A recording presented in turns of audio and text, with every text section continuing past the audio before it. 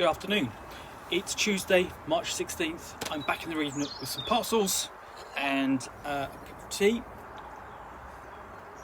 It is a bright, slightly windy and chilly day, but I have parcels, so let's get to the next.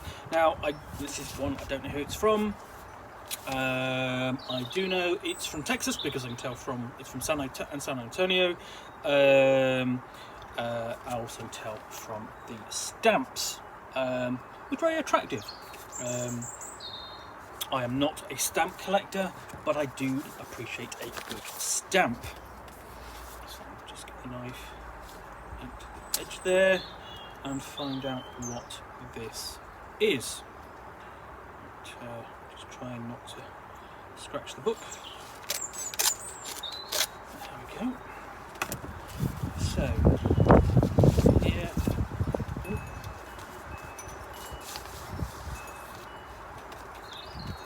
Okay.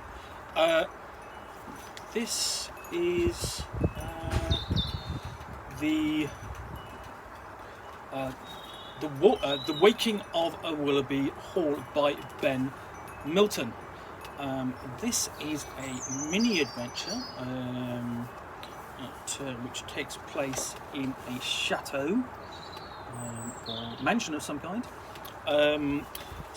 Funded on Kickstarter and written by Milton, who is best known as the host of Questing Beast, a YouTube channel, and he reviews in particular old school Renaissance titles.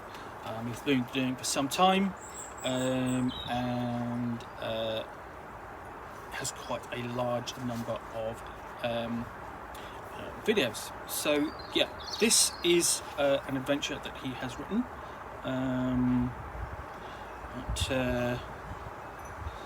Okay, and yesterday, 3 adventurers, a wizard, a thief and a fighter, used their final charge from a scroll of teleport to infiltrate the flying castle of Bonebreaker Tom, a cloud giant. This morning, the adventurers stole into the giant's deepest dungeon and purloined his goose, Mildred, who, rumour has it, lays golden eggs. The goose had other ideas. As the party crept out, the goose began to honk furiously, rousing the sleeping giant, who thundered through the castle towards the would-be thieves. The party leapt from the cloud, the wizard breaking the fall at the last moment with a spell of featherfall. Behind them, Bonebreaker Tom crashed to earth like a meteor, unscathed and enraged. Tom chased the desperate crew into the nearby town of Turnip Hill, where they tried to hold him off, much to the dismay of the town citizens. During the battle, Tom ripped the bell from the town of the local church and began swinging it like a flail, forcing the party to flee once more along a path into a nearby wood. Just moments ago, the adventurers, exhausted and desperate, reached the crumbling carcass of Willoughby Hall, an abandoned estate with an evil reputation. They've hidden themselves inside, hoping against hope for rescue as the giant rages outside, battering the walls with its bell, its ringing shaking the foundations. So, this is an adventure for old school fantasy RPGs set in a haunted house. It's best suited for player characters of approximately 3rd level, and assumes rules where they gain experience for points for treasure. It doesn't have a plot. Rather, it presents an environment full of rewards and dangers, leaving the players free to decide how or if they interact with each piece. Has 2 unusual features: rampaging giant Bonebreaker Tom, and an environment that escalates in danger over time.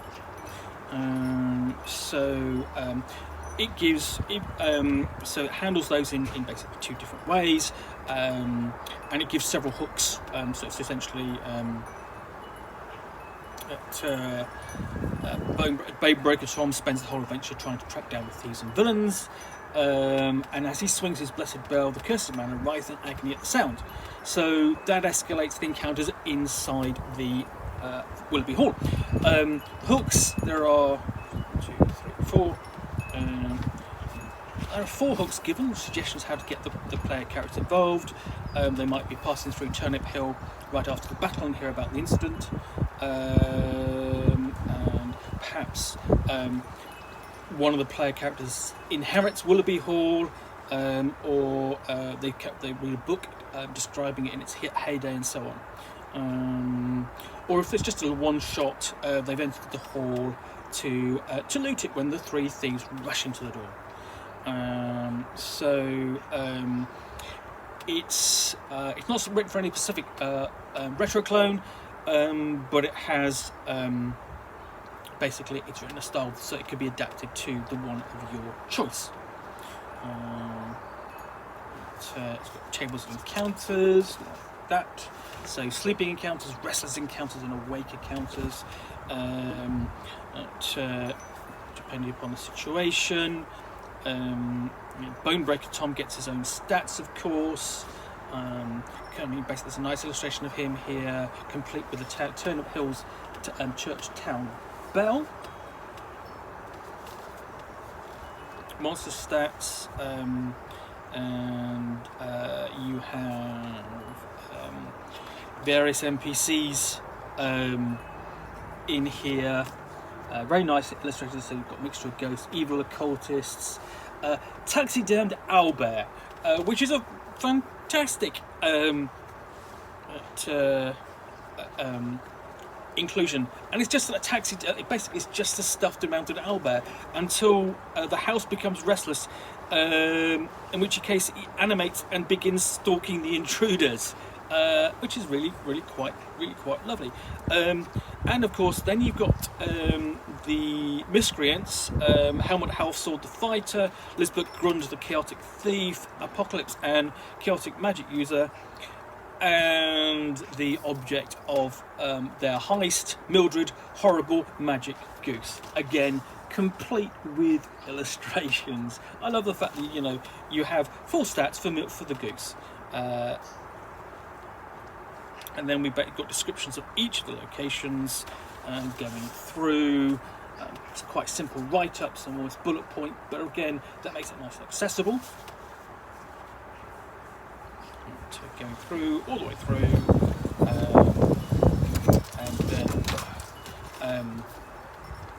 right through to the end, describing the whole of Willoughby Hall, right up to the roof.